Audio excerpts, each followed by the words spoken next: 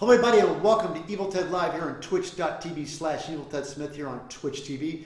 Guys, if you're out there watching this on YouTube, by all means come and hang out. I stream on Mondays and Tuesdays and I stream on Thursdays from noon to 2. Today I am working on a sword. I'm working on a sword from Vampire Hunter D.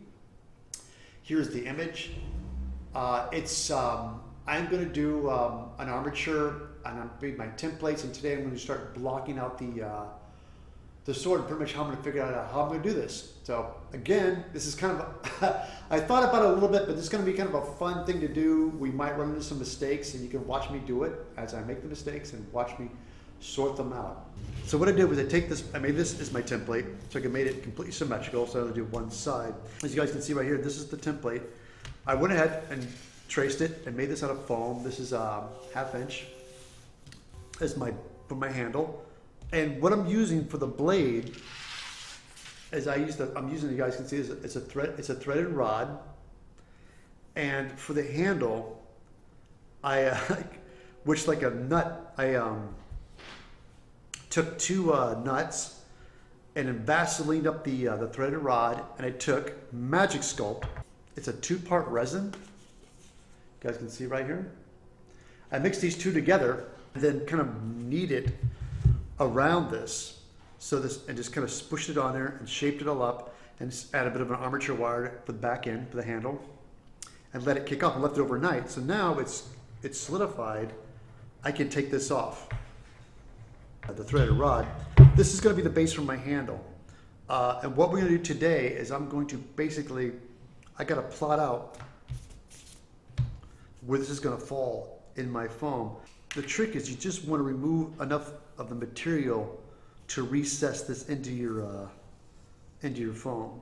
For the armature wire, that doesn't have to be as deep because it's just a really thin wire. On the armature wire, I bent it and I made a hoop, if you can see that. And the reason I do it, because if you just cut off a wire, leave it sharp in the end, over time it will wear through. Look at this and draw a line down the center. And the reason I'm doing this is kind of just to show me my halfway point, so I know how much matter foam I have to remove. All right, I got my Dremel, and I got my rough sanding head. I'm going to start to grind out this foam. I'm going to do it very slowly because I don't want to go too far. I just want to get just enough to fit that in there.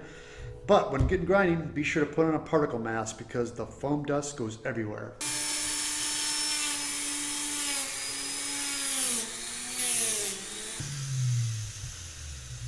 Okay, that's it. There we go. That's better. Oh yeah, that's perfect. Okay, yeah, got it. All right, that's the side. That's one side. All right, what we're going to do is do a little bit of a test fit. And what I do is just kind of put this guy like so, and just take two pieces, and I squish the foam on top of it, just kind of see where I'm at. You know, see how much it. All right, I've checked my depth on this. I'm really happy with them, so I think it's going to be good for my depth.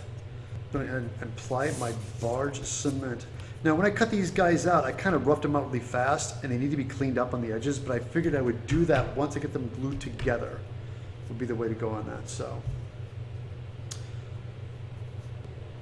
I think they'll be fine without an armature. I'm just going to have them coated with rubber and keep them somewhat flexible, because once they're all screwed together, I want to keep them somewhat flexible, but there's going to be an attachment stuck onto it, so it's making me think maybe, do I want to put an armature in there? I have some baling wire. That's what I'm going to do. This is a quick fix. I'm going to do some baling wire in here. Baling wire, I'm going to take, as you can see, I rounded off the end, made it nice and flat so it doesn't poke through my foam. And I'm going to just lay it in like this. But I'm going to go ahead and wrap it. You know, kind of think about what I'm going to do is I'm going to take the Dremel and dig a trench in this, and just wrap the wire around. As you can see with the trench, I took armature wire, well, baling, not really baling armature, there's actually really heavy duty baling wire, and I've just bent that around here for stability. All right, now we have this armature wire positioned there. As a matter of fact, you know what I'm gonna do? I have some super glue here. Hold on for a second. What I'm doing now, I got a little super glue, and I'm gonna tack these wires down.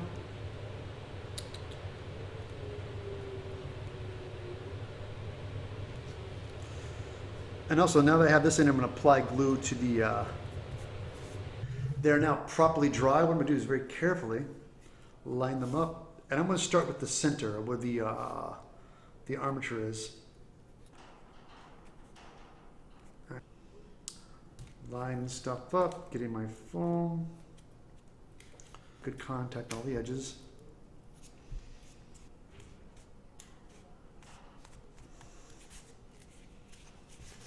Nice, there we go. Okay. Squeeze it all together. This I'm going to kind of keep relatively flat because on this particular character, this is the logo, it's the skull that goes in here. And I'm going to kind of keep that, make a little bit of a base for that, but I can tell right now by looking at this, still needs to be cleaned up considerably. Let me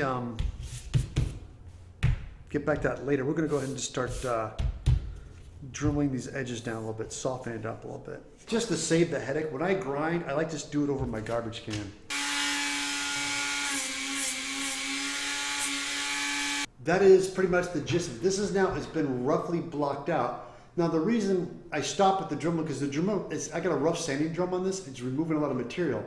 And I got it to the close to the shape of what I want to do, and I'm going to go back in and find sanding, because like wood or plastic, even foam, when you start sanding, you want to start working your way down to a finer grit because you'll start leaving scratch marks.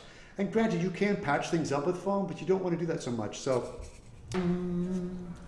you guys, I don't know if you can see it now. It looks pretty good, but there's some rough texture to it. See a little bit of bumpy. It's pretty good, but I'm going to torch it. Again, I like it because it's quick and fast, so we're going to fire this up and heat seal this.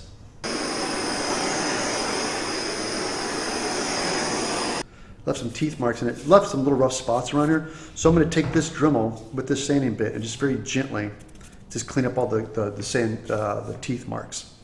Guys, you see I have a piece of poster board, and I just do that so I can make sure I can wrap this and hold a straight line, because I'm going to cut, and I'll show you what my trick is here. Now I have these lines cut. I'm going to take my X-Acto blade and just cut into them, right into the lines. Now that I've replaced my blade, I'm going to go back in at an angle, and I cut at an angle. And the reason I'm doing this is so I can cut and get this edge to remove the foam.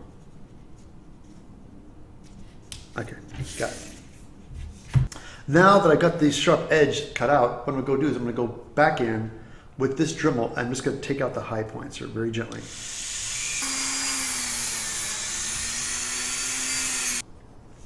To make the recess, opposed to, I was originally going to cut into this and grind into it, but I'm thinking I might just cut a piece of craft foam as a circle and put it to give it a lip to have the recess into it. It would be I think it'd be a lot cleaner.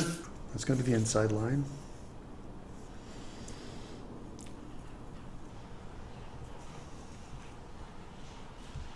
I am going to tack them down with super glue. Now we have this, we can glue these skulls in. I got that on there. I've got to proceed to do that on all these joints. All these joints, you guys see here, we're gonna get the rubber spline. I'm gonna wrap it in here twice. So I'm gonna estimate, let me figure out my length for this. So if I'm gonna start on the edge here.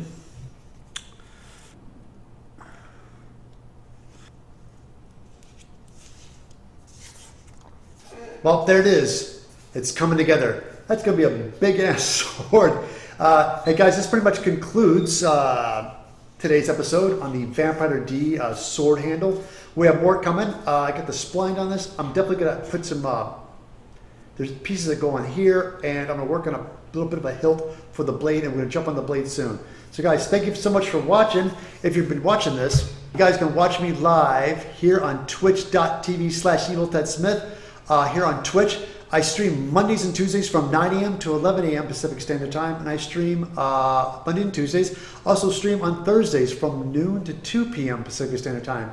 Guys, definitely come hang out. If you're new, don't forget, if you're watching me on YouTube, subscribe. Go to my website, eviltedsmith.com, where I have numerous patterns for sale. I have YouTube videos there as well. Books, you name it, I got it. Thank you so much for watching, and I'll catch you guys back next time right here on Evil Ted Live.